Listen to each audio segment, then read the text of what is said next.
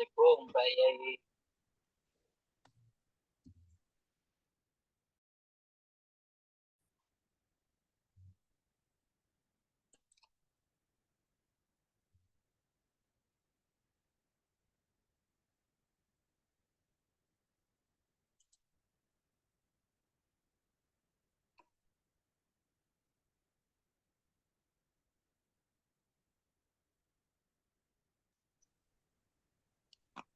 Satu satu dua. Cek satu.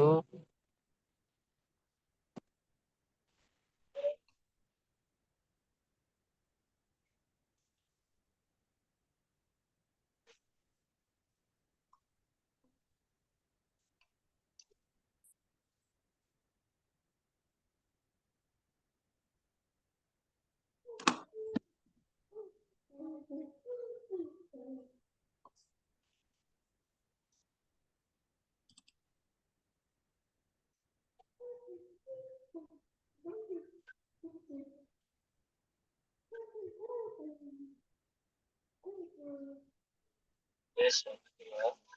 Satu. Assalamualaikum Pak Salih.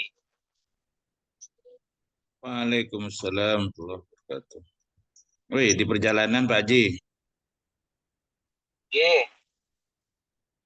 Selamat lagi bergabung. siap. Mohon Kemana nih arahan. Pak Haji? Kemana nih Masih Pak Haji? di Denpasar, masih di Bengui. Oh iya ya, menghadiri gini ya. Anu bukan Ya, Will ya. yakin. Oke, lanjut.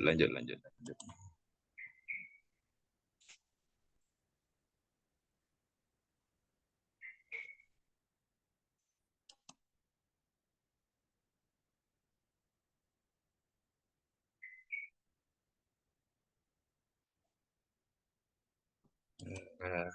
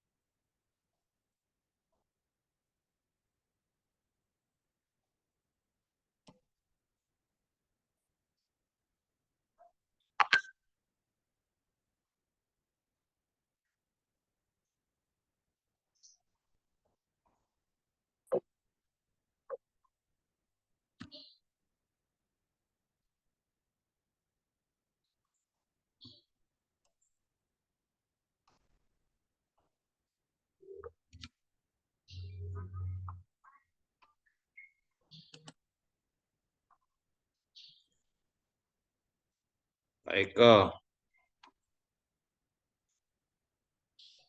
Pak Eko. Halo Pak Eko. Pak Eko, monitor Pak Eko. Oke, Pak Sali. Mana katanya edit mau edit sampean. Udah itu aja pakai Pak. Udah PowerPoint-nya Pak.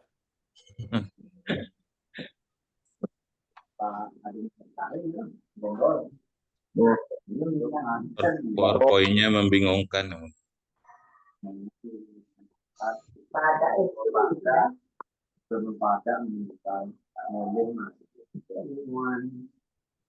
Assalamualaikum. Allah. Alasan sehat. Alhamdulillah. Saya lagi di barat ini. Di barat Paninikan. Pengulon. Iya, Pengulon Paninikan.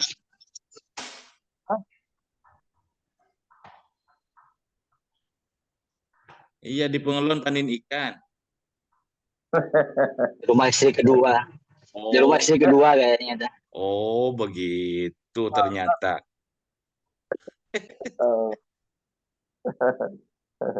Pak Haji udah masuk Pak Haji. Udah dari tadi dia. Sampean aja baru masuk. Biasa kalau anak baru. Baru rajin. Siswa baru.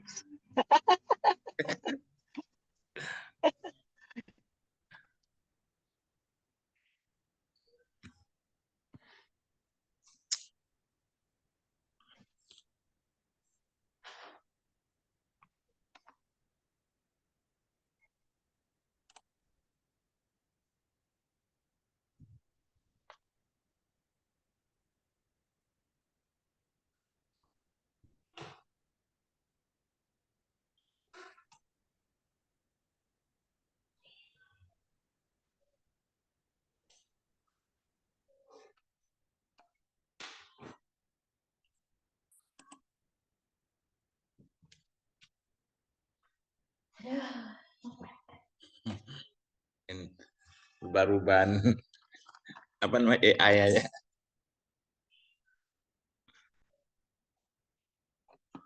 Tapi masih error, sumpah. Ayah belum ngisi juga.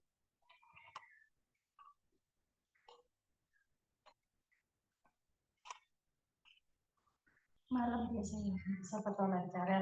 Ya, biasanya iya, karena semua keroyokan kayak gitu udah bisa mah.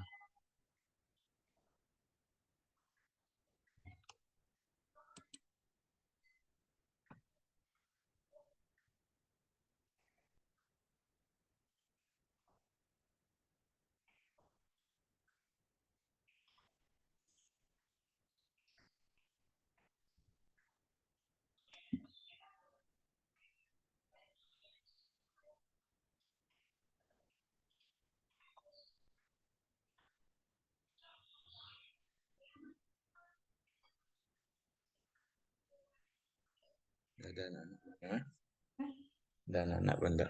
Udah jam segini.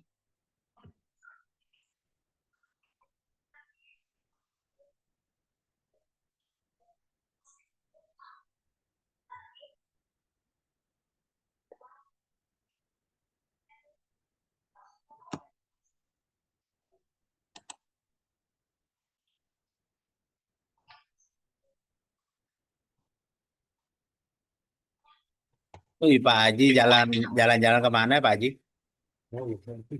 Pak Haji Agus.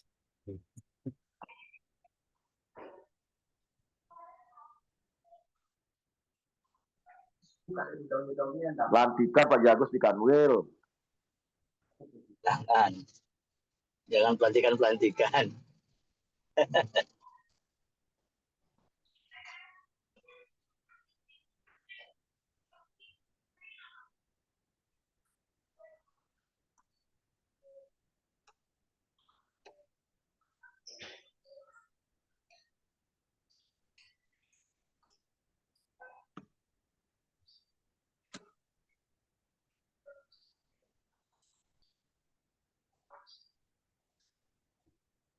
Pak Eko. Oke Pak Haji. Sudah. Nanti mohon bimbingan ini tugas-tugas apa aja sudah masuk. Siap Pak Haji, sama-sama Pak Haji. Bareng-bareng Pak Haji, bareng-bareng. Masuk bareng-bareng, keluar bareng-bareng. Wah, Masya Allah. Siap Pak Yai Sali. Mohon arahan nanti nih. Bimbingannya nih, yang baru-baru.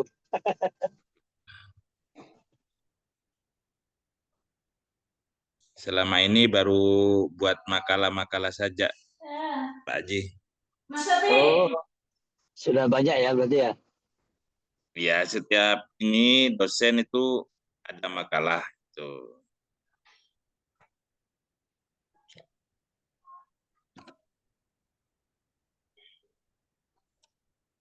Tapi kan Pak Haji kan baru masuk, mungkin dimaklum. Oh, udah siap. Udah siap kayaknya. Assalamualaikum Pak Saleh. Waalaikumsalam. Woi, belum salin juga.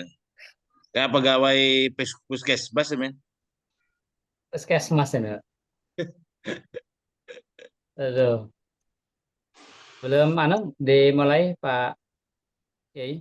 Belum, tapi Pak Haji apa Pak Sudah Dokter standby. sudah masuk dari tadi, masuk awal dia. Iya. Ada yang baru ya? Ada dari Buleleng. Oh, dari Buleleng. Weh, Ya, keren tambah Buleleng luar biasa. Buleleng.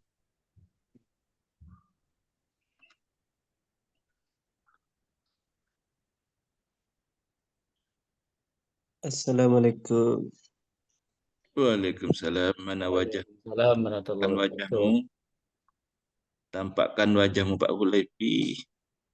Lagi nggak bisa menampakkan wajah Pak, ngapunten. Wah, lain ilmu nih. Pak Zainal, jangan kunci-kuncian ya, biar bisa menampakkan diri. Zainal dikunci ilmunya nih. Keluar ilmu lomboknya nih Pak Zainal. Nggak ada saya punya Pak ilmu nambok. Ilmunya Allah saja. Duh, berat itu kalau sudah gitu tuh Pak Hulefin. Kak Zainal, jangan-jangan aja. Gampang kalau ilmu lombok tuh kita tinggal nyiapin cobek, kasih garam, jadi dah. Kasih timun sama mangga itu. Nah, pas itu. Jadinya pelecing Pak. Pelecing Bali kan dikasih kangkung gitu. Di kakung lombok enak loh. Iya, betul. Pernah Saya dulu saya, sering bawa, pernah sering saya bawa tuh, kangkung Pak. pernah Pas saya nyebrang ke tuh ke Bali. sana. Enak memang lembut. Pak Dokter, mic-nya belum ini Pak Dokter, belum kebuka mic-nya Pak Dokter. Masih unmute. Unmute suaranya Pak. Assalamualaikum Pak Dokter. Oh, sudah ada Bu Dahlia, sudah ada Pak Baik. Assalamualaikum warahmatullahi wabarakatuh. Waalaikumsalam Waalaikumsalam. warahmatullahi wabarakatuh. Iya, masuk. Oh, Alhamdulillahirabbil alamin. Salatu wassalamu ala asyrofil anbiya'i wal mursalin wa ala alihi wa sahbihi ajma'in amma ba'du. Pertama mari kita bersyukur kepada Allah Subhanahu wa taala pada sore hari ini. Allah masih melimpahkan nikmat kepada kita semua. Nikmat sehat, nikmat iman, nikmat kesempatan, nikmat yang lain lagi ya. Sehingga kita bisa bersilaturahim, bisa mengikuti perkuliahan sebagaimana biasa melalui Zoom meeting. Mudah-mudahan walaupun melalui Zoom meeting banyak hal yang kita bisa bahas, banyak hal yang kita bisa dapat dalam rangka menguatkan jati diri kita kaitan dengan wawasan, pengetahuan dan pengalaman. Mudah-mudahan Allah juga mencatat niat kita ini sesuatu hal yang Muhammad Shallallahu Alaihi Wasallam. Ini agak terganggu ini, hujan deras ini di pasar ya, hujan deras ya. ini Di sini kehujanan gerimis tadi. Pak Haji. Tapi masih kedengaran ya. Masih Pak Aman Haji, ya? di sini Jelas. gerimis. Masih yang Jelas mana-mana. Pak Haji, jelas. Bapak Ibu yang saya hormati, walaupun belum 100% ya yang hadir, ya ini baru 7.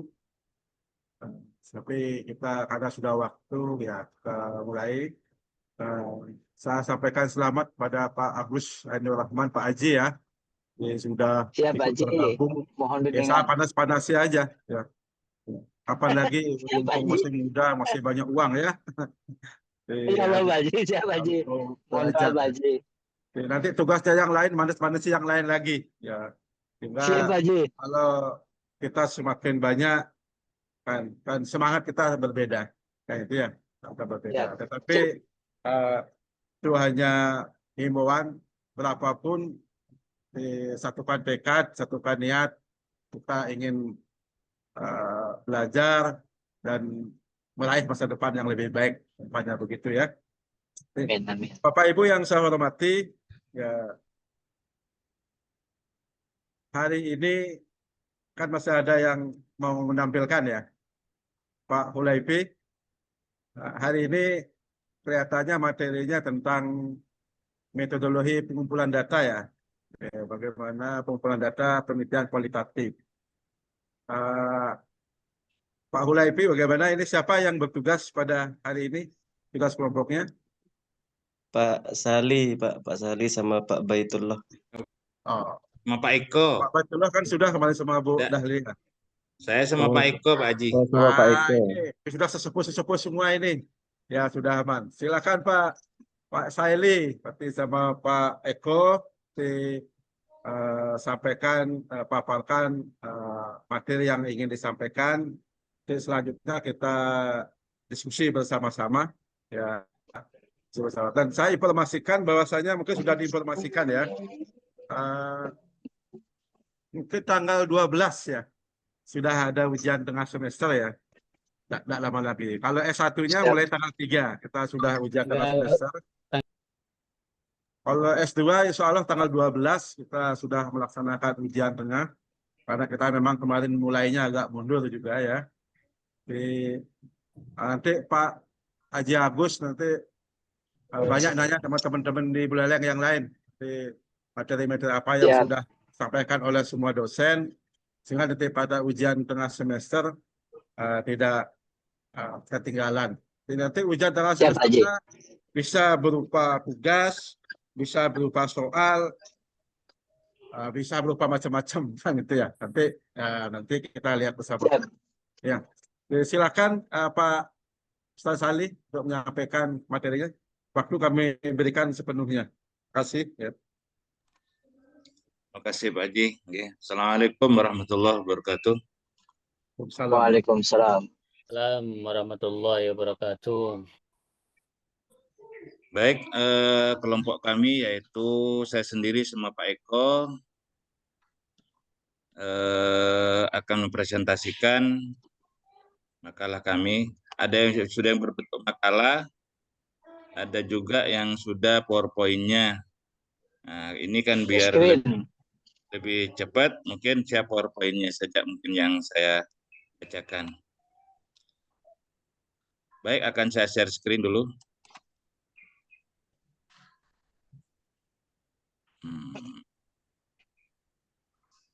Ini yang makalahnya. Ini yang makalahnya. Penelitian sebagai instrumen utama dalam penelitian kualitatif. Ini. Jadi saya stop share-nya. Saya ambil yang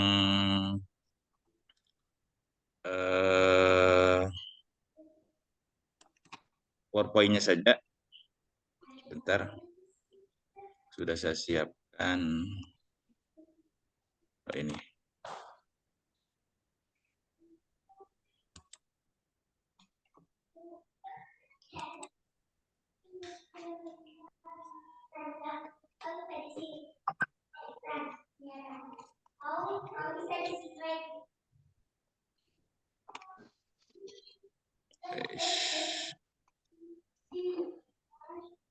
Ya. Sudah kelihatan teman-teman? Ya, siap. Baik, bismillahirrahmanirrahim. Penelitian sebagai instrumen utama dalam penelitian kualitatif. mata kuliah metodologi penelitian kualitatif oleh dosen Dr. Haji Arjiman MPD. Kami berdua yaitu saya sendiri Salih Subroto dan Eko Hidayatullah. Baik, mengapa penelitian menjadi instrumen? Ini bermula dari perbedaan filosofi penelitian. Jika kita melakukan penelitian kuantitatif atau ilmu ukur, tujuannya adalah objektivitas mutlak. Kita menggunakan alat standar untuk mengukur data. Dan kita berasumsi realitas itu tunggal. Jika kita melakukan penelitian kualitatif, ilmu makna, kita berpegangan pada konstruktivisme. Artinya, kita percaya bahwa realitas sosial itu tidak tunggal, melainkan dibuat bersama, dikonstruksi oleh orang-orang di dalamnya. Keniscayaannya, untuk memahami fenomena secara holistik dan mendalam, peneliti harus melakukan penetrasi ke dalam konteks alami subjek penelitian. Dalam konteks ini, instrumen buatan yang kaku terbukti tidak memadai. Oleh karena itu, peneliti harus menjadi instrumen itu sendiri. Sebuah instrumen manusia, human instrument, yang memiliki kepekaan untuk menangkap nuansa dan makna yang tersembunyikan, dibuat bersama, dikonstruksi oleh orang-orang di dalamnya. Lalu apa saja keunggulan yang dimiliki oleh alat manusia ini yang tidak dimiliki oleh alat lain? Prinsip ini didukung oleh Guba dan Lincoln yang menyatakan bahwa manusia adalah satu-satunya alat yang mampu bernegosiasi, berinteraksi, dan merasakan. 3 keunggulan yang bisa dilakukan. Pertama, kemampuan adaptasi cepat. Penelitian kualitatif seringkali menggunakan desain yang berkembang seiring waktu. Peneliti memiliki fleksibilitas kognitif untuk mengubah fokus, memformulasi ulang pertanyaan, dan mengejar jalur penyelidikan baru secara spontan di lapangan. Dan mengejar jalur penyelidikan baru secara spontan di lapangan. Yang kedua, pemrosesan data holistik. Ini terganggu. Ya. Kita tidak hanya mencatat kata-kata data verbal, kita juga menafsirkan sinyal nonverbal, bahasa tubuh, jeda hening, ekspresi emosi yang menyertai komunikasi. Proses ini dikenal sebagai sense making, pembangunan makna. Kita mengintegrasikan semua elemen ini untuk mencapai deskripsi tebal yang kaya akan kedalaman makna. Yang ketiga, membangun kepercayaan. Data kualitatif terbaik seringkali diperoleh setelah peneliti berhasil membangun hubungan kepercayaan yang kuat dengan partisipan. Rapot adalah hasil dari keahlian interpersonal, empati, dan kejujuran yang hanya bisa dilakukan oleh instrumen manusia.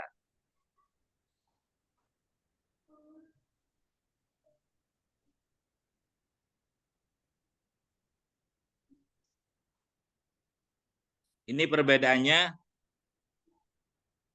dari aspek sifat alat. Kalau kuantitatif yaitu statis, kaku, objektif, internal. Kalau kualitatif, dinamis, lentur, subjektif, terkelola. Terus fungsi alat, kalau kuantitatif, mengukur variabel, menghitung frekuensi, dan menguji hipotesis. Kalau yang kualitatif, ini maaf, tidak lurus ini. Pak Eko yang desainnya ini. Menangkap makna, memahami perspektif, dan membangun teori induktif. Terus dari aspek validitas, keabsahan, dibuktikan melalui uji reliabilitas Cronbach alpha atau sejenisnya. Kalau kualitatif, dibuktikan melalui kredibilitas dan refleksivitas peneliti. Terus aspek peran peneliti, operator alat, perancang eksperimen, penganalisis statistik. Kalau yang kualitatif, yaitu pengamat, partisipan, penggali, penganalisis konteks. Tantangan dan subjektivitas. Tantangan identitas,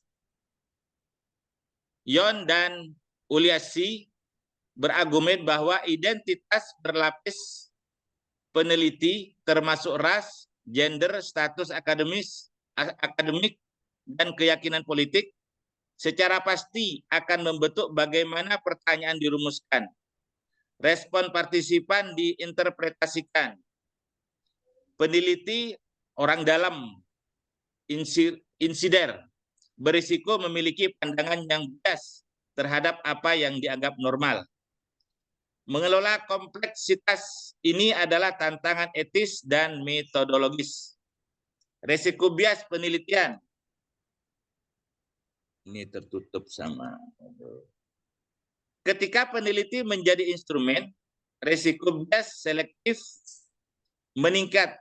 Ini terjadi ketika peneliti secara tidak sadar memprioritaskan data yang menguatkan asumsi awal mereka dan mengabaikan data yang bertentangan.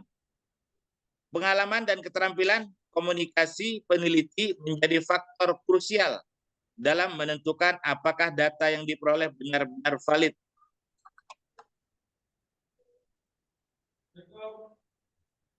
Waalaikumsalam. Ya Pak Tar. Solusi refleksivitas dan akuntabilitas. Apa itu refleksivitas? Yaitu praktek kesadaran diri kritis yang berkelanjutan di mana peneliti meninjau secara cermat bagaimana asumsi, nilai, dan posisinya telah mempengaruhi proses penelitian. Tujuannya bukan untuk menghilangkan subjektivitas, karena ini mustahil dalam kualitatif, tetapi untuk membuatnya transparan dan dipertanggungjawabkan. Refleksivitas secara metodologis setara dengan validitas dalam penelitian kuantitatif.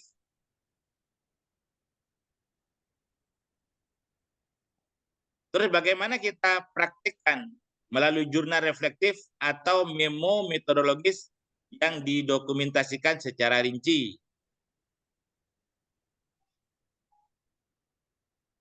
Kesimpulan, peneliti adalah instrumen esensial dan tak terpisahkan.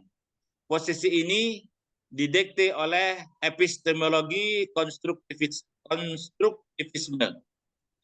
Keunggulan kita terletak pada kapasitas untuk beradaptasi, berinteraksi secara empatik, dan menganalisis data secara holistik. Terus yang ketiga, refleksivitas telah diangkat dalam literatur kontemporer sebagai strategi validasi metodologis utama. Dengan mempraktekkan refleksivitas, peneliti dapat menjamin kredibilitas dan akuntabilitas ilmu pengetahuan yang dihasilkan. Saran, wajibkan refleksivitas. Laporan penelitian harus secara eksplisit mencakup positionality statement, yaitu pernyataan posisi sebagai bukti rigor penelitian. Yang kedua, tingkatkan keahlian manusia. Pelatihan peneliti harus difokuskan pada pengembangan keahlian, wawancara mendalam, observasi partisipatif, dan kecerdasan budaya. Yang ketiga, gunakan triangulasi, yaitu peneliti disarankan menggunakan triangulasi multidimensi yaitu data, metode, peneliti, atau teori secara sistematis, karena bertindak sebagai pengoreksi silang terhadap temuan yang dihasilkan oleh instrumen ulang. Terima kasih. Sekian dan terima kasih. Wallahu a'lam. Wal muwaffiq ila aqwamit thoriq. Assalamualaikum warahmatullahi wabarakatuh. Demikian teman-teman. Dilanjutkan Pak Eko. Mungkin ada yang kita diskusikan. Kita akan jawab bersama dengan Pak Eko. Silakan. Akan saya tampilkan juga makalahnya ya.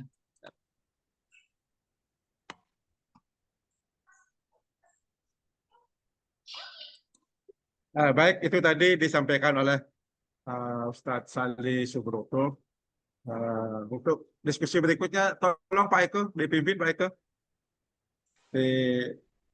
Silakan. Baik, terima kasih Pak Dokter atas waktunya. Rekan-rekan sekalian, jadi demikian tadi presentasi dari kelompok kami yang sudah disampaikan oleh Bapak Sali Subroto. Selanjutnya kami mohon respon dari teman-teman, baik berupa tanggapan, tambahan mungkin, ataupun pertanyaan terkait dengan materi yang kami sampaikan. Jika memang seandainya saya dan Pak Sali belum mampu untuk menjawab, kami mohonkan dari rekan-rekan yang lain dan juga Pak Dokter mungkin untuk bisa menambahkan sebagai tambahan pengetahuan kita pada pertemuan ini. Baik, selanjutnya sesi diskusi saya buka. Silakan rekan-rekan sekalian yang ingin menanggapi, kami persilakan.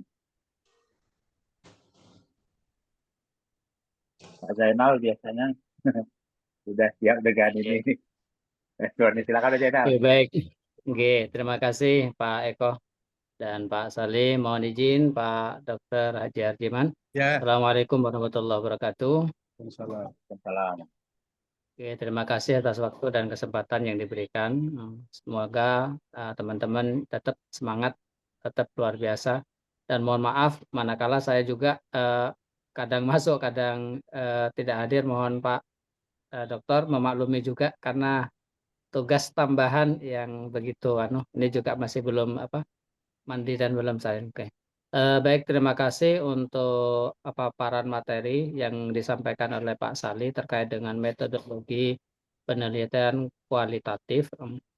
Yang ingin saya kan ini kan ini kan nanti materi tesis saya itu insya Allah akan melakukan penelitian dengan kualitatif.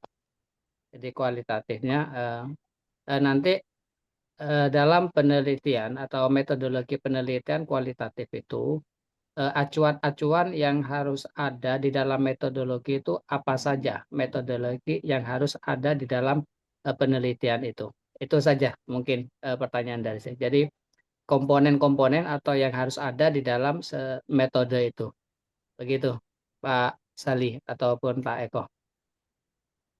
Terima kasih. Baik, terima kasih Pak Zainal. Pertanyaan yang luar biasa nih. Jadi dapat saya simpulkan pertanyaan bahwa dalam penelitian kualitatif jadi ada beberapa komponen yang harus ada secara metodologi. Mungkin yang ditanyakan adalah apa saja komponen-komponen tersebut. Yang pertama.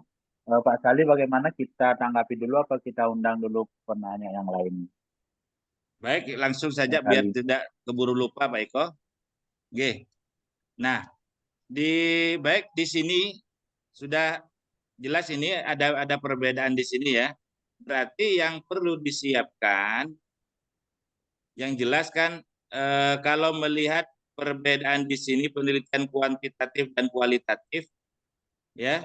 Kalau yang kualitatif itu dinamis, subjektif, terkelola, adaptif, internal. Kalau yang kuantitatif ini ya bisa dilihat semua di layar. Ini yang perlu diperhatikan untuk penelitian kualitatif ya. Yang kedua menangkap makna. Kalau dari segi fungsi utama instrumen ini ya, menangkap makna, memahami perspektif, dan membangun teori induktif. Kalau proses pengumpulan data, kalau yang kualitatif ya terintegrasi. Pengumpul data adalah proses interpretif. Kalau yang kuantitatif terpisah. Ya. Kalau validasi instrumennya dibuktikan melalui kredibilitas dan refleksivitas peneliti. Jelas sudah berbeda.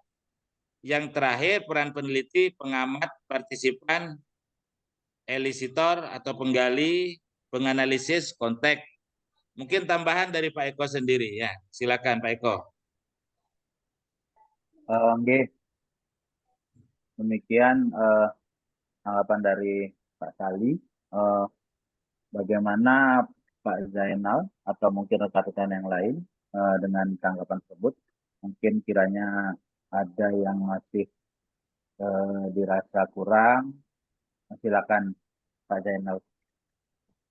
Oke, baik, kalau disampaikan tadi itu sudah sama Pak Sali itu terkait dengan perbedaan penelitian kuantitatif dan kualitatif. Oke, maksudnya komponen-komponen itu lah seperti tadi teknik sampling atau teknik pengumpulan data. Lah itu nanti teknik pengumpulan data itu apa saja gitu. Misalkan teknik pengumpulan data yang harus ada itu apa saja gitu. Kalau yang disampaikan Pak Sali itu hanya perbedaan. Dan misalkan langkah pertama ini saya akan mengumpulkan data. Nah itu yang pertama itu apa saja? Apa? Jadi kan ada 1, 2, 3 misalkan itu apa yang perlu dipersiapkan untuk pengumpulan data tersebut. Karena pengumpulan data itu kan harus valid sesuai dengan data yang ada supaya mendeskripsikannya itu dalam penilaian kualitatif itu mempermudah dan bisa memahami apa yang isi daripada penelitian itu. Gitu maksudnya Pak Salih. Mungkin silakan yang lain dulu sambil saya cari di makalahnya ini. Berarti apa saja gitu ya? Jadi apa langkah-langkahnya dalam pengumpulan data kan kita mau mengadakan penelitian ini, apa yang harus kita persiapkan terlebih dahulu, apa sumber datanya, yang seperti itu. Saya masih belum paham juga yang seperti itu. Mohon nanti bisa dianu. Baik, izin menambahkan Pak Zainal. Jadi terkait dengan teknik pengumpulan data dalam penelitian kualitatif itu berfokus pada upaya memahami makna. Tadi di slide juga sudah ditampilkan makna, pengalaman, dan pandangan subjek secara mendalam. Nah, teknik-tekniknya ada beberapa. Yang pertama mungkin bisa melalui wawancara, kemudian observasi, kemudian bisa juga dengan dokumentasi. Ada juga yang melakukan istilahnya fokus group discussion itu Pak, musyawarah atau dialog-dialog. Kemudian bisa juga studi kasus. Nah, jika memang kita memilih yang pertama misalnya dengan wawancara, tentu yang perlu kita siapkan adalah tentukan dulu jenis wawancaranya. Jadi harus terstruktur ataupun yang semi terstruktur misalnya. Misalnya kita menggunakan wawancara yang terstruktur, berarti pertanyaannya sudah disiapkan dan sama untuk semua responden. Sedangkan jika kita menggunakan jenis wawancara yang semi terstruktur, berarti peneliti itu harus punya panduan, tapi bisa berkembang sesuai dengan alur pembicaraan nanti bisa kita wawancara. Kemudian yang ketiga juga ada yang malah tidak terstruktur, jadi bebas, jadi mengikuti arah percakapan secara natural itu. Tentu tujuan dari wawancara ini adalah memahami persepsi, pandangan, dan pengalaman dari responden, tentunya secara mendalam gitu mungkin sedikit.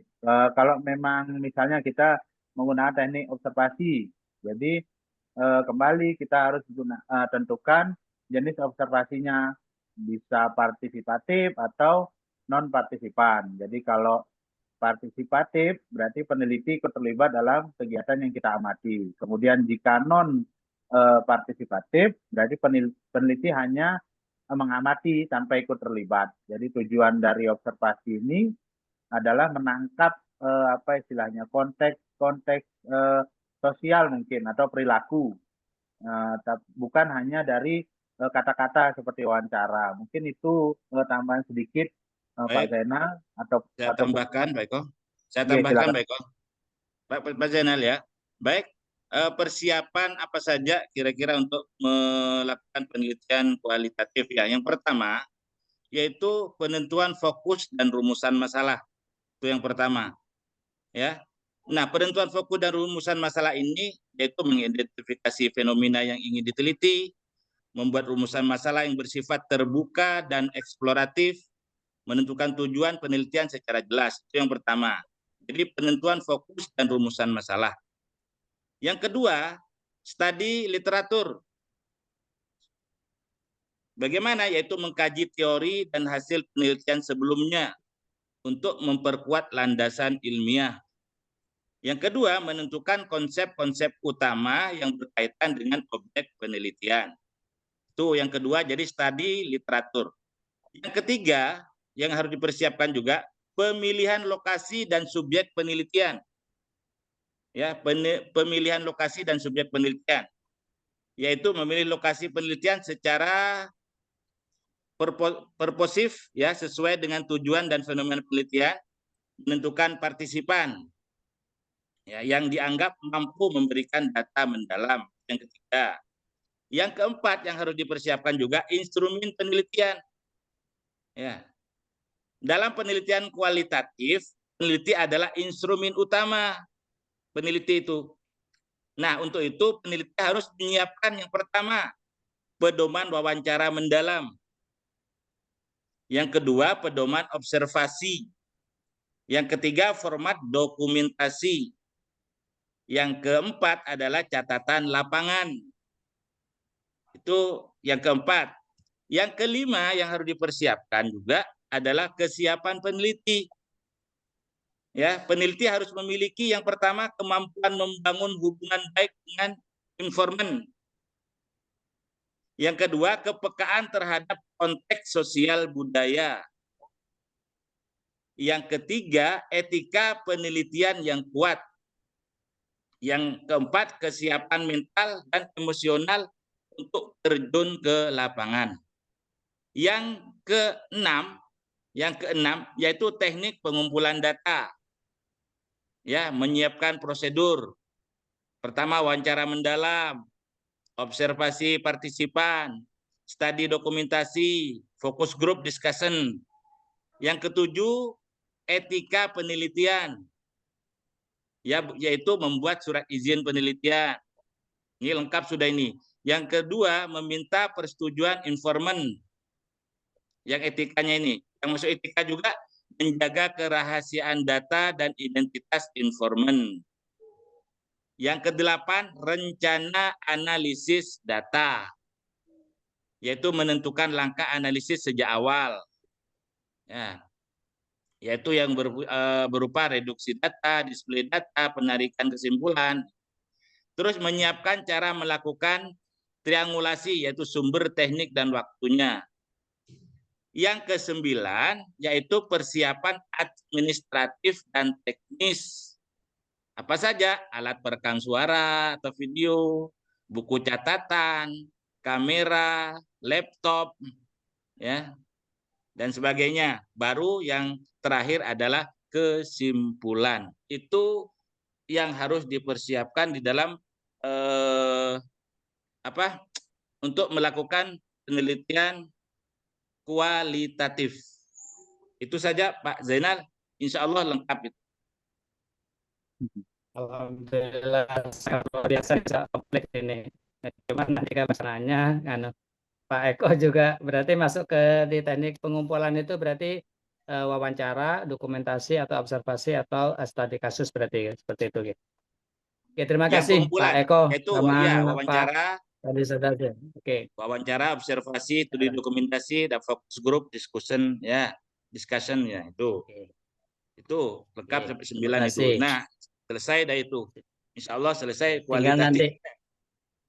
Tinggal nanti pemasuknya di mana atau masuk ke proposal atau gimana nanti tidak lanjutnya berarti seperti itu. Ya, terima kasih Pak Eko sama semester 1 sampai proposal saja, insya Allah. Ujiannya sampai proposal. Baik, Terima kasih, demikian luar biasa. Pak Ya. Zainal, tanggapan dari Pak Sali. Mungkin Pak Dokter bisa menguatkan, mungkin kami Ya, berikan kesempatan Pak Dokter. ya, ya. Terima kasih. Berarti pertanyaan Pak Zainal itu kan bagus. Tapi jawabannya Pak Eko dengan Pak Sali bagus luar biasa ini. Berarti menurut saya sudah lengkap ya, sudah lengkap. Tapi kalau concern kepada eh, pengumpulan data, maka yang dijawab Pak Eko itu concern pengumpulan data, dan itu bisa wawancara, bisa observasi, bisa dokumentasi, bisa fokus grup, bisa Ya. studi kasus. Itu concern. Tapi yang umum biasanya digunakan wawancara, dokumentasi, observasi. Itu biasanya yang umum ya. Ah, terus kalau lengkap urutan dari awal membuat proposal sampai tuntas yang Pak Ali Sali tadi sudah lengkap betul. Jadi bagaimana langkah-langkah penelitian kualitatif itu Pak Sali sudah lengkap betul ya. Pertama memang harus, karena ini berkaitan dengan mencari makna yang mendalam kaitan dengan kasus atau situasi yang ada di lapangan. Pertama menemukan fokus. Fokus penelitian itu kalau di penelitian kuantitatif namanya rumusan masalah. Jadi di kualitatif sering disebut kadang-kadang fokus penelitian. Nah, itu dulu muncul. Kalau sebelum muncul itu memang kan latar belakang kan mesti ada kan, itu kalau mau lengkap sekali ya. Latar belakang itu mengapa meneliti ini kan, itu karena ada sains dan Solon. Baru nanti fokus penelitian itu rumusan masalahnya apa. Setelah rumusan masalah itu ada fokus penelitian, apa yang mau di situ dikaji lebih dalam, maka tambah tadi dikembangkan, di bawahnya mesti ada tujuan penelitian, manfaat penelitian, kan itu dia. Nah, itu sudah lengkap. Berikutnya tadi kaitan dengan penelitian terdahulu, konsep-konsep itu kan kaitan dengan data pustaka dia. Di data pustaka itu kan konsep-konsep yang mau kita teliti itu kan teori-teorinya harus muncul. Dan penelitian kita dikuatkan dengan adanya penelitian-penelitian terdahulu tadi. Oh, penelitian dulu sudah melihat ini, saya mau yang ini. Berarti yang saya harus berbeda dengan, mungkin ada substansinya yang sama, tapi kita lebih luas misalnya. Tidak sama persis kan itu. Penelitian dulu yang mendukung penelitian kita. Nah, itu sudah. Maka berikutnya baru dia metode itu. Setelah dia landasan teori bab 2 itu. Kalau tadi yang pertama bab 1, ini sama urut ya. Bab 2-nya masih daftar pustaka landasan teori itu. Maka Pak Ali tadi bilang penelitian dahulu dan konsep-konsep itulah landasan teorinya di bab 2 itu. Di bab 3 kan metodologi penelitian. Kan itu metode penelitian itu, penelitian ini menggunakan apa? Penelitian kualitatif deskriptif misalnya. Atau apa, kan macam-macam penelitian kualitatif kan banyak kan? Ada etnografi kan, itu ada deskriptif kan, ada studi kasus, ada. Penelitian ini menggunakan metode penelitian kualitatif apa? Nanti di bawahnya karena ini kualitatif ini menggunakan ini dijelaskan. Masuk berikutnya metodologi pengumpulan data dia. Pengumpulan data apa? Yang tadi sudah dijelaskan juga sama Pak Sali sama Pak Eko tadi. Itu berarti dengan observasi, dengan yang disebutkan wawancara. Nah, termasuk wawancara tadi dikembangkan lagi, wawancara apa yang digunakan, wawancara terstruktur apa semi apa tidak, non. Biasanya yang umum semi, atau yang lebih hebat non struktur. Kalau struktur itu kan kaku, karena pertanyaan sudah dibuat, tidak bisa ngembang kemana-mana, kaku. Padahal kan kalau ingin menggali data yang informasi yang lengkap kan tidak boleh kaku kita. Maka kadang-kadang orang menggunakan wawancara semi, dia sudah ada panduannya, tapi dikembangkan nanti dengan situasi dan kondisi yang ada. Ada yang lebih hebat, non dia pakai, tapi dia bisa menyesuaikan, tapi itu kan berbahaya. Yang lebih aman semi terstruktur. Observasi, tadi dibilang partisipan non. Kalau biasanya kita lebih menggunakan partisipan, karena observasi harus turun langsung, melihat langsung situasi dan kondisi yang ada. Nah, itu biasanya menggunakan observasi partisipan. Dokumentasi harus, karena dokumentasi itu kan pelengkap dari penelitian, bisa berkaitan dengan kebijakan, ada regulasi, ada aturan, ada macam-macam yang harus didokumentasikan. Termasuk dokumentasi Bapak Ibu wawancara itu. Nah, itu teknik pengumpulan datanya. Setelah data dikumpulkan, Renik, nanti kan penguatkan di situ bagaimana keabsahan data, keabsahan data itu. Berarti bisa dilakukan tadi disampaikan dengan triangulasi. Triangulasi itu kan bisa ada triangulasi sumber, triangulasi waktu. Kalau triangulasi sumber, berarti di sana nanti tidak menggunakan satu sumber, informannya tidak satu. Lebih dari satu. Bisa kepala sekolahnya, kepala madrasahnya, bisa pengawasnya, bisa gurunya, bisa komitenya, bisa siswanya, kan lebih dari satu. Itu maksudnya triangulasi sumber. Tapi nanti pada akhirnya ternyata jawabannya tidak jauh beda. Nah, triangulasi waktu yang digunakan tidak, kalau boleh lebih lama, karena kita ingin mendapatkan info yang lebih banyak. Itu triangulasi waktu. Atau waktu yang digunakan berbeda-beda. Yang ini dicari pagi, kadang-kadang pertanyaan pagi, jawaban pagi dengan sore beda. Apalagi belum sarapan, bisa beda jawabannya kan. Nah, berarti itu untuk menguatkan keabsahan. Berarti dengan waktu yang berbeda juga ternyata jawabannya juga tidak jauh berbeda kan, itu dengan sumber gitu. Termasuk triangulasi metode pendekatannya. Nah, itu juga penting. Analisa datanya tadi sudah disampaikan Pak Sali. Pak Sali itu sudah lengkap sekali. Ada dengan cara tadi yang disampaikan, ada kesimpulan, ada reduksi, ada data, termasuk kesimpulan. Itu analisa data deh. Reduksi datanya dikumpulkan, itu maksudnya data yang info-info yang didapat itu direduksi.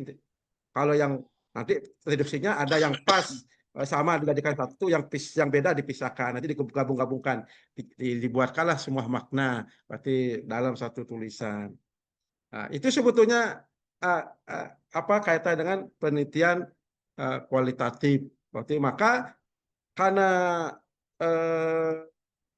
peneliti ini sebagai instrumen utama, maka dia harus, kemarin saya sudah bilang, berarti orang peneliti tadi, berarti untuk menjaga keabsahan juga kekuatan penelitian, tadi Pak Sali sudah bilang, dia harus jujur, dia harus menjaga kerahasiaan, dia harus bikin izin, kan harus punya etika kan, harus mendapat setujuan, harus silaturahim dulu, tak kojok-kojok langsung meneliti kan. Nah, itu etika tadi disampaikan Pak Sali itu ya. Itu berarti kaitan. Di sisi lain dia juga harus memiliki pengetahuan dan wawasan yang luas. Jadi, karena dia akan menggali bisa lebih dalam kalau dia punya pengetahuan, kalau dia punya wawasan. Kalau tidak punya kan susah menggali lebih dalam. Nah, itu. Jadi, menurut saya ini sudah cocok ya, sudah bagus. Berarti itu gambaran utama ya kaitan dengan penelitian kualitatif. Kalau tadi yang Pak Sali sebutkan ini sudah lengkap dari awal sudah sampai tuntas ya. Tapi kan pemahaman kita baru kan tidak sederhana itu. Ya, harus diberikan penjelasan yang banyak sesungguhnya. Tapi kuncinya, poinnya itu. Itulah. Kalau kita baru mendengar kan bingung ini ya. Itu kuncinya itu. Nanti dikembangkan pelan-pelan seperti itu ya. Nanti bagaimana ya pengumpulan data. Kemudian kan ada materi yang harus disampaikan dengan teknik pengumpulan data itu kan ada nanti. Kan ada ya. Nah, nanti siapa yang menyampaikan itu. Sementara itu penguatan saya, tapi intinya sudah bagus jawabannya. Makasih. Ada yang lain silakan ya. Monggo teman-teman, mungkin tambahan atau saran dipersilakan. Baitullah itu harus bertanya itu. Ayo. Ayo Pak Bait. Tidak berani nanya dia. Jangan di sini sama, jangan takut. Aman dengan Pak Sali, aman. Ayo tanya Pak Baitullah.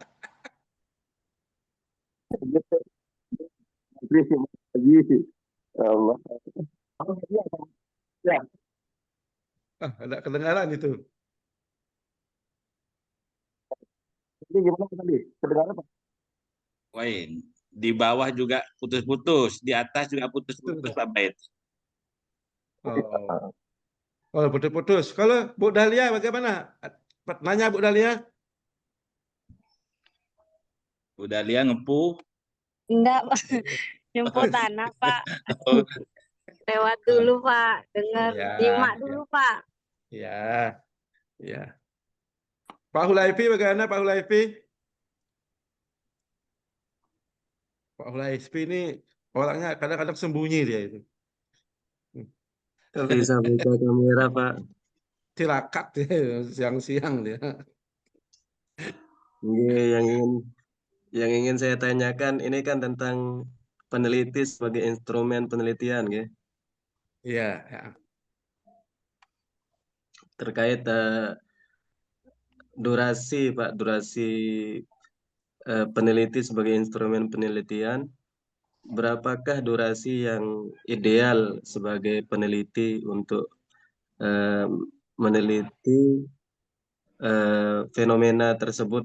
Kan nanti kadang ada fenomena yang apa namanya? Fenomena yang kadang terdistraksi dengan zaman gitu, Pak, berubah. Seperti contohnya COVID kemarin. Akhirnya seiring zaman banyak perubahan gitu, Pak Haji. Mungkin cuma itu. Silakan Pak Eko, Pak Salih. Oke. Terima kasih Mas Hulaifi. Alhamdulillah. Kalau masalah waktu, kapan, berapa hari, berapa bulan, itu tergantung kondisi Pak Mas Hulaifi. Kalau menurut saya namanya penelitian, ya, kecuali kalau kayak kita sekarang kan lagi ambil S2, jelas kan ada waktunya, jelas dibatasi waktu, ya kan? Semester 1 ini semester 2 semester ini sudah selesai proposal gitu. Semester 3 sudah seminar, ya kan? Jadi ada waktu, kita sudah memang dibatasi waktu. Tapi kalau tidak mengambil S2 ini tidak ada batasan rasanya itu. Selama masih ada perubahannya, tetap kita akan teliti sampai di mana tuntasnya, tergantung kita. Ini menurut saya nih Mas Hulaifi. Mungkin dari Pak Eko tambahan silakan. Baik, terima kasih. Izin menambahkan sedikit, mungkin terkait dengan durasi.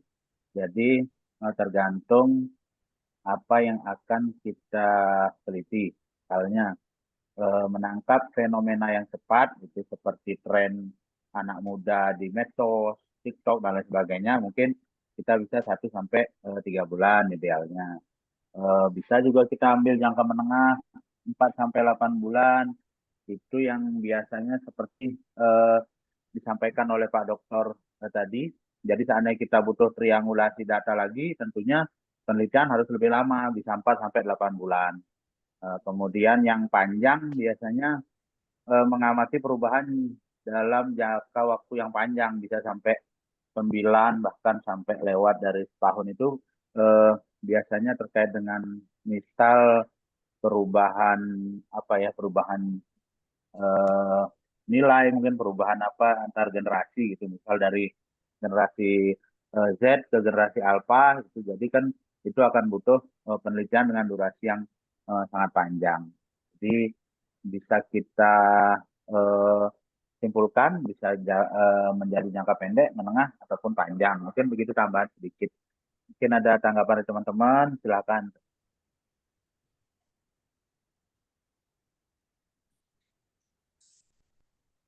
Ya, Pak Salih melengkapi. Terus siapa yang bisa melengkapi? ingin nanya lagi Pak Haji.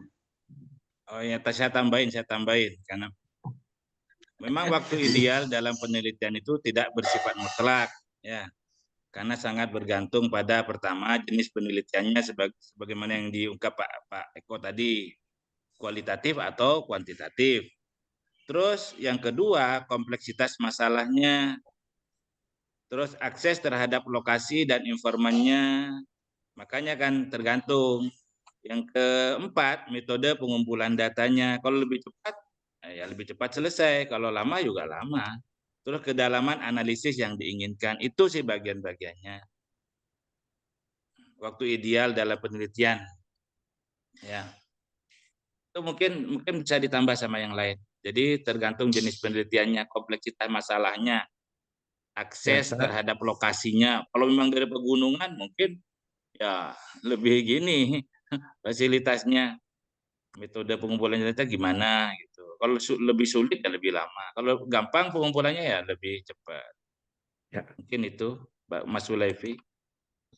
Oke, saya udah nangkap. Pak Hulaifi mau dikembangkan pertanyaannya, nanti saya gabung. Oke, Mau nanya lagi? Pak Haji, tambahannya adalah ketika sesuatu yang kita teliti itu kan bersifat abstrak alias tidak tepat, tidak tetap lah. Apakah kevalidan dari hasil penelitian kita itu tetap bisa dipakai atau harus direvisi seperti itu, Pak Haji? Contoh yang abstrak yang mana? Seperti Pak Haji, seperti Ada abstrak ini. Contohnya, seperti hal-hal yang merubah generasi Z saat ini gitu, sehingga menimbulkan banyak kata-kata kasar dan cara menanggulanginya dalam pendidikan agama Islam seperti itu. Itu kan masih bersifat abstrak. Ya. Mau ditambahkan Pak Eko, Pak Salih? Silakan Pak Eko. Oke. Mungkin jika yang diteliti, tentunya penelitian itu selalu berkembang dan berubah. Sedangkan kita pun sekarang di saat meneliti dianjurkan untuk melihat penelitian sebelumnya yang terkait ataupun mirip dengan penelitian kita. Oleh karena itu bahwa penelitian itu tidak kekal gitu. Jadi tetap akan selalu berubah karena waktu, lingkungan, budaya dan lain sebagainya. Jadi penelitian itu yang kita laksanakan itu hanya bisa kita jadikan pijakan lah istilahnya, tapi bukan patokan yang abadi gitu. Mungkin sedikit dari saya Pak Dokter dan teman-teman. Terima kasih Pak. Pak Ali nambahkan? Apa cukup? Cukup dulu Pak Haji. Ya, oke. Jadi saya simpulkan sudah. Berarti kaitan dengan waktu yang idealis sesungguhnya kan tidak ada. Karena tadi sudah disampaikan, dia akan tergantung dengan jumlah informannya. Ya pertama jumlah informan. Berapa informan yang mau digali? Apakah dia 5 orang, apakah dia 10 orang atau 20 orang? Kan itu. Intinya begini secara umum bahwasanya kalau kita melakukan wawancara, maka waktu yang ideal yang kita gunakan pada saat wawancara jangan lebih dari 2 jam. Berarti bisa 1 jam, 1,5 jam. Nah, itu. Karena kalau sudah lebih dari itu melelahkan.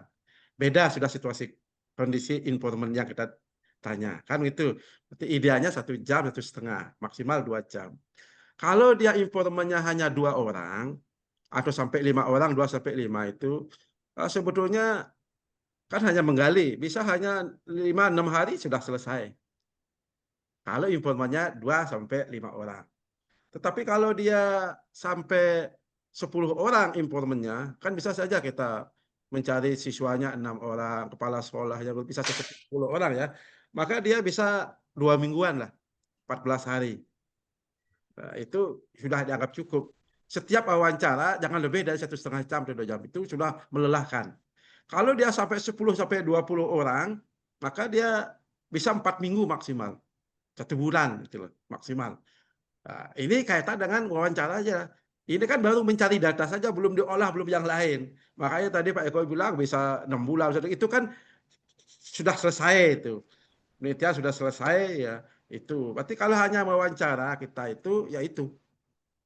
Berarti kalau dia tergantung informannya. Kalau lokasi bolehlah, tapi tidak terlalu itu lokasinya kita menentukan itu. Tapi informan yang sangat berperan berpengaruh dalam waktu kita durasi waktu dan waktu yang dibutuhkan dalam penggalian data itu. Jadi kalau wawancara itu sampai 2 sampai 5 mungkin ya cukup 6 hari sudah cukup ya. Kalau dianggap itu kurang kan bisa berkembang, maka tadi bisa granulasi itu untuk memperkuat bisa. Kalau dia 10 orang bisa 2 mingguan, 15 hari. Kalau itu idealnya ya, dianggap belum tuntas kan bisa ditambahkan kan itu. Tapi kan nambahnya kan 2-3 hari. Kalau dia sampai 20 orang paling maksimal dah 1 bulan. Dianggap kurang, tambahkan sepentingnya. Itu idealnya. Tapi pada saat wawancara, upayakan jangan lebih dari 1,5 jam atau jam maksimal. Karena lebih dari itu nanti sudah hasilnya sudah kurang valid. Orang sudah lelah, situasinya sudah berbeda, itu konsentrasinya sudah berbeda. Nah, itu kaitan dengan waktu. Kaitan dengan tadi yang abstrak, ya, yang sudah dijawab Pak Eko sudah masuk sudah. Karena penelitian yang kita saat ini, ya saat ini perubahan perilaku seseorang karena generasi Z. Peneliti saat tahun ini, kan tahun berikutnya kan bisa berubah karena dinamis. Silakan diteliti lagi oleh yang lain. Kan bisa gitu. Maka rujukan kita tadi ada penelitian yang terdahulu. Yang terdahulu yang sebagai rujukan kita, tapi kan tidak persis sama. Substansinya kena. Gitu. Kita meneliti tahun ini. Maka sampaikan apa yang terjadi yang ditemukan pada tahun ini. Kan itu. Di 2 tahun berikutnya kalau mau diteliti sama orang bisa berbeda hasilnya karena memang tadi dinamis perkembangan itu kan. Nah, itu bisa saja perkembangan Z itu dipengaruhi oleh perkembangan ekonomi, pengembangan politik, pengembangan rumah tangga dan keluarga kan banyak faktornya itu bisa berubah. Itu mungkin Pak Hulaiping ya. Halo, mungkin saya nambah Pak Prof. Siap. Oke Pak. Nambah Pak Mas Hulaifi. Nah, karena objek abstrak itu tidak bisa diukur langsung, ya, maka yang dianalisis itu adalah yang pertama, apa yang dirasakan informan. Nah, terus bagaimana mereka memaknai suatu pengalaman itu. Terus yang ketiga, mengapa mereka bersikap demikian. Nah, itu yang apa namanya, yang dianalisis, apa yang dirasakan. Karena abstrak kan, perasaan, jadi tidak bisa diukur langsung. Jadi itu analisisnya, apa yang dirasakan informan, terus bagaimana mereka memaknai suatu pengalaman, terus mengapa mereka bersikap demikian. Kayak seperti dicontohkan Pak Eko tadi, mengapa kok bisa demikian? Kenapa yang remaja kayak sekarang ini kan gitu. Itu Mas Hulevi tambahannya. Lepas. Boleh nanya lagi Pak? Boleh, selama masih ada waktu. Oke, kan masih ada waktu. Ya. Agus, Ini, saya ingin berkembang terus ya. Silakan. Ya. Terkait apa namanya yang tadi dijelaskan sama Pak Haji, Mas, apa namanya? Ini informannya boleh 5 atau 10, nah gitu seperti itu. Kita sebagai peneliti, bagaimana caranya, Pak Sali atau mungkin Pak Eko nanti monggo dijawab nih. Ya. Bagaimana caranya kita menentukan informan mana yang valid, apa namanya, data yang disampaikan seperti itu. Apalagi kan nanti dari hasil wawancara yang kita dapat itu mungkin beda-beda gitu seperti itu. Yang diterangkan seperti itu. Dan agar apa namanya hasil penelitian kita itu kan valid, tidak jauh beda dengan apa yang terjadi di lapangan seperti itu. Mungkin cuma itu, Pak. Ya. Terima kasih. Silakan. Mungkin yang pertama itu memiliki pengalaman langsung tentang fenomena yang diteliti informannya. Terus yang kedua, memahami permasalahan secara mendalam. Ya, itu biar yang kita tanyakan tuh biar benar-benar kredibilitas benar. Terus yang ketiga, terlibat aktif dalam aktivitas yang relevan dengan fokus penelitian. Yang keempat, diakui oleh lingkungan sosialnya. Tuh kriterianya informnya ya. Jadi memiliki pengalaman langsung tentang fenomena yang diteliti. Yang kedua, memahami permasalahan secara mendalam, ya informnya itu. Yang ketiga, terlibat aktif dalam aktivitas yang relevan dengan fokus penelitian.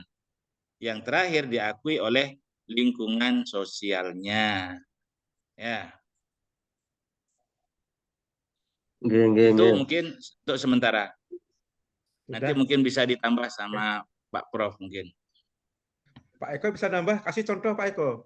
Itu sudah benar yang Pak Sali tadi. Contohnya misalnya, biar berhenti Pak Hulaifi nanya. Senada dengan Pak Sali tadi, Pak Dokter. Jadi kita lihat posisi dan relevansi informannya dulu, gitu. Jadi validitas itu kan ditentukan oleh banyak hal, misalnya pengalamannya, kapasitas terhadap fenomena yang diteliti, kemudian kedekatan dan lain sebagainya. Contoh misalnya kita meneliti pengaruh belajar akibat media sosial. Jadi kita ada informan siswa, guru, dan orang tua. Jadi kalau mau menilai perspektif pengguna langsung berarti jawaban siswa yang kita pakai dasar gitu misalnya. Kemudian untuk pengamat perilaku berarti guru yang hasil observasi guru yang kita jadikan dasar. Begitupun seandainya kita meneliti belajar akibat media sosial itu untuk melihat konteks lingkungan di rumahnya, tentunya orang tuanya juga kita jadikan informan, dan bobot masing-masing informan itu tidak semua sama gitu. Mungkin itu sedikit tambahan dari saya, Pak Dokter. Ya. Berarti saya simpulkan ya Pak Hulaifi. Tadi bagus pertanyaannya, ini nanti nyambung terus ya. Berarti memberikan pemahaman kepada kita semua intinya ya. Berarti bagaimana cara menentukan informan kaitan dengan penelitian kita, kan itu. Berarti informan itu kan bisa 10, bisa 6. Semakin banyak informannya kan semakin kuat sebetulnya kita. Kan itu hasil penelitian kita. Tapi yang tadi sudah dijawab Pak Saili sama Pak Eko. Berarti orang yang terlibat langsung dalam itu. Penentuan informan itu kan bisa purposif, bisa non. Kalau purposif kita sendiri yang menentukan. Peneliti dasarnya yang disampaikan Pak Sali tadi. Oh, cari orang yang memang terlibat langsung. Bagaimana kita mau tahu informasi kalau dia tidak terlibat langsung? Misalnya contoh, maka saya minta contoh tadi ya. Misalnya contoh, kalau non purposif, berarti kita minta pendapat yang di situ. Misalnya mau meneliti belajar, minta pendapat kepala sekolahnya, siapa yang saya mau libatkan di sini, boleh kan itu. Berarti kalau kita sendiri boleh, karena kita paham kaitan dengan misalnya bagaimana peranan model pembelajaran ini terhadap kualitas pembelajaran di kelas, gitu misalnya. Karena kita melihat model pembelajaran, berarti yang terlibat masih gurunya, kan ya? Yang terlibat masih gurunya, yang mengalami masih siswanya, kan gitu. Terus yang mengawasi siapa? Kepala sekolahnya, benar. Setelah kepala sekolahnya, pengawas juga bisa karena dia berperan juga dalam pengawasan itu, cari info. Termasuk mungkin kalau memang mau dikuatkan orang tua, efek apa pengaruhnya setelah dapat pelajaran ini, orang tua kan paham nanya sama anaknya. Tapi yang paling penting adalah siswa yang merasakan daripada proses metode pembelajaran yang digunakan oleh guru. Gurunya, iya, setelah saya menggunakan metode ini terjadi perubahan signifikan tentang motivasi belajar siswa. Misalnya begitu ya. Berarti guru yang ngomong. Tapi kan tidak cukup guru. Jangan-jangan guru tuh mual. Karena memang dia yang ditanya, dia yang ngajar. Kan yang baik-baik saja yang disampaikan. Untuk menguatkan itu tanya siswanya. Siswanya kan tidak cukup 1. Siswanya bisa 4, bisa 5 untuk menguatkan kita. Ya. Masing-masing siswa ini apakah sama jawabannya nanti? Nah, digali. Biasanya begitu. Nah, setelah siswa, kepala sekolahnya kita tanya, terus menurut gurunya kok begini hasilnya dengan menggunakan metode ini, Pak Kepala, apa benar?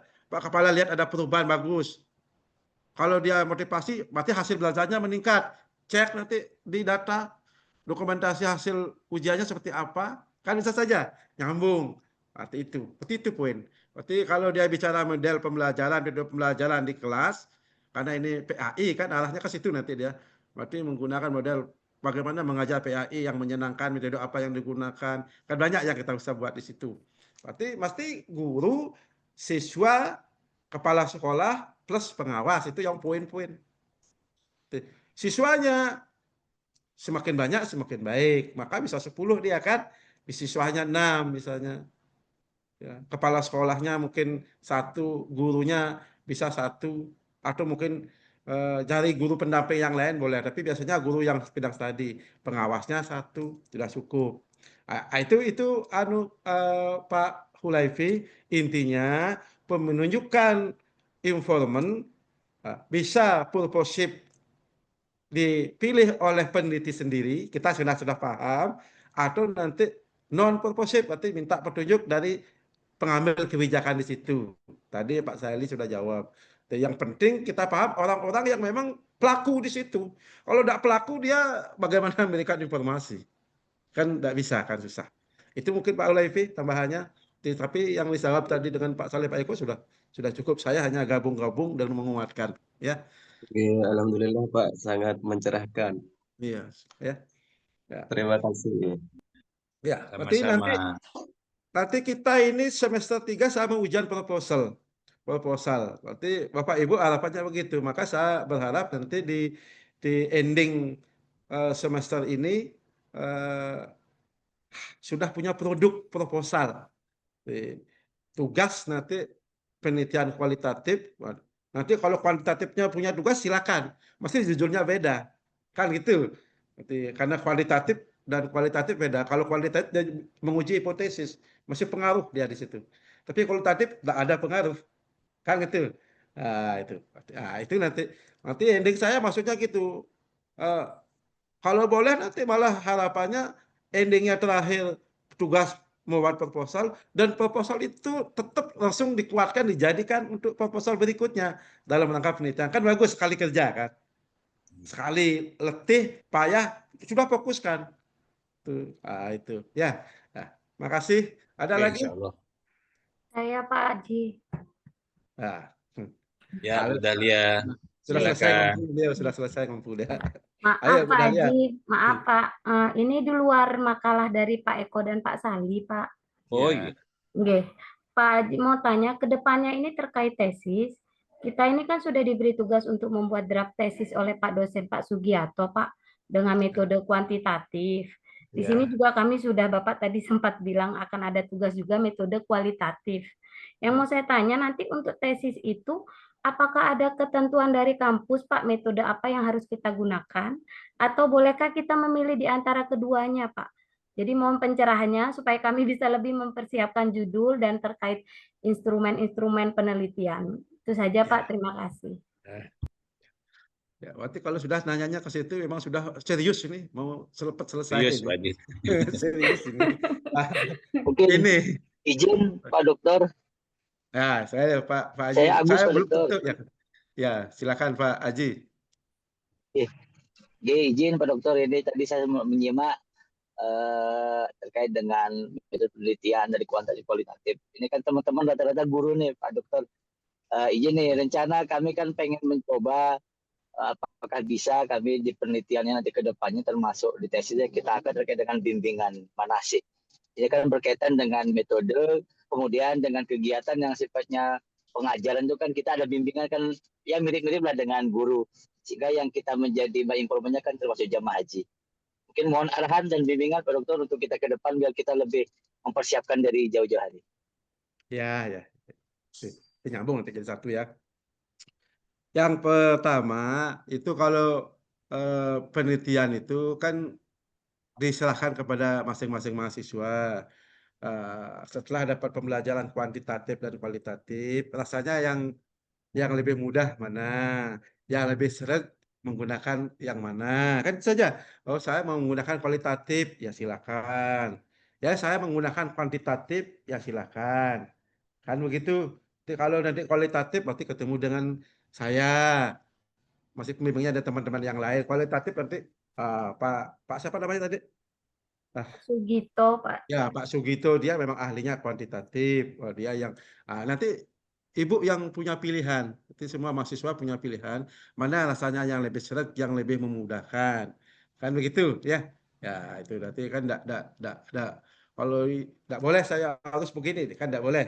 Ya, karena itu haknya mahasiswa setelah dipikir, dipelajari, rasanya yang lebih mudah ini. Kan boleh ya. Itu Bu. Nah, kaitan dengan Pak Haji Agus ya, ya memang karena ini PAI, Pendidikan Agama Islam. Seperti pendidikan agama Islam nanti bisa kembangkan nih Pak Agus. Saya kemarin yang sudah maju kemarin proposal yang kita seminarkan itu ada bagaimana dia memberikan pendidikan keagamaan di masjid misalnya. Kan ada. Itu bisa diteliti. Karena itu kan yang penting kita nilai agamanya masuk, pendidikan agamanya. Pendidikan agama itu kan bisa di sekolah umum dia teliti, bisa di madrasah, bisa di pondok pesantren. Ternyata kemarin ada di masjid. Karena di masjid juga ada yang melakukan kuliah-kuliah subuh contohnya. Itu kan pendidikan agama yang berkembang, itu yang digali. Kalau di haji, apakah ada? Kan bisa saja pendidikan agama dalam rangka manasik haji itu. Kan menguatkan di situ. Hebat ini, pikirannya sudah nyambung ini. Bisa. Bisa. Yang penting jangan lepas pendidikan agama itu karena kita pendidikan agama. Di situ di manasik ada pendidikan, ada pelatihan, ada penguatan tentang nilai-nilai agama. Kan pemahaman agama di situ. Boleh di situ. Itu nanti dicari modelnya seperti apa, ya. Saya lagi Pak Haji mau nanya Pak Haji. Ya. Ini kan saya Pak Haji tadi kan Pak Haji Agus nanya, jadi saya mau ikut nanya terkait apa namanya, kami kan di MA Alamin sudah apa namanya menerapkan pembelajaran kitab kuning, ya. Sudah 1 tahun lebih. Nah, terkait hal itu, yakni tentang gramatika Arab, yang ingin kulo tanyakan, Niko bisa masuk ke penelitian yang mana Pak Haji? Apakah kualitatif atau kuantitatif seperti itu? Kalau ikut saya kualitatif. Udah. Coba yang maunya diteliti masalah apanya? Coba. Masalah apa namanya? Ini peran atau pengaruh gramatika Arab terhadap apa namanya? Pengembangan pemahaman siswa tentang hukum syara gitu. Ya, berarti kalau Bapak bicara pengaruh kuantitatif. Tapi kalau bicara peran kualitatif. Nah, itu bedanya dia. Ya. Ya. Kalau Bapak nanti perannya dimunculkan, ya, berarti dia kualitatif. Tapi kalau Bapak pengaruhnya, berarti itu pasti kuantitatif. Ya. Ya. Iya, Pak Haji. Alhamdulillah itu Pak Haji Ali sudah bergabung. Sehat Pak Haji Ali. Alhamdulillah Pak Haji, mohon maaf Pak Haji, tadi terjebak hujan Pak Haji.